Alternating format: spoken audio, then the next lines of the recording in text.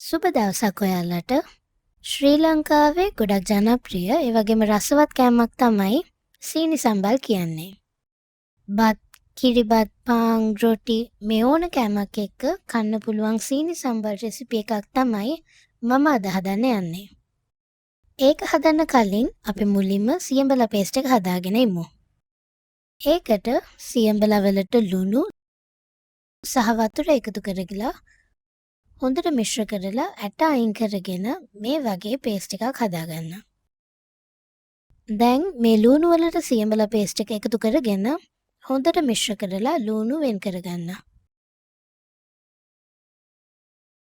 දැන් හට්ටියට තෙල් එකතු කරගෙන ඒකට කරපිංචා, රම්පේ, තලාගත්තු එනසල්, කරාපු නැටි, පුරුඳු පොතු එකතු කරලා තප්පර 30ක් විතර බැදගන්න. දැන් මේකට උඹල කඩ එකතු කරලා අඩු ගින්දරේ විනාඩියක් විතර බැදගන්න. දැන් මේකට ලූණු ටික එකතු කරලා මද ගින්නේ විනාඩි 5ක් විතර උයා ගන්න.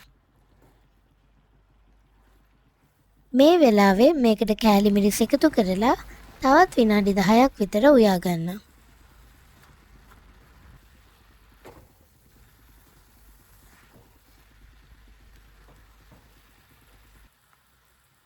දැන් සීනි එකතු කරලා හොඳට මිශ්‍ර කරගෙන මෙන්න මේ වෙලාවේ ලුණු බලලා මදි නම් ලුණු එකතු කරගන්න.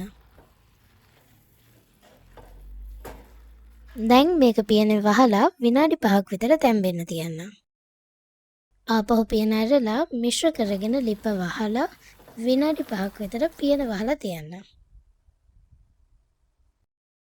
මේ තියෙන්නේ අපි හදාගත්ත සීනි සම්බල. ඔයාලත් මේ විදියට හදලා බලන්න.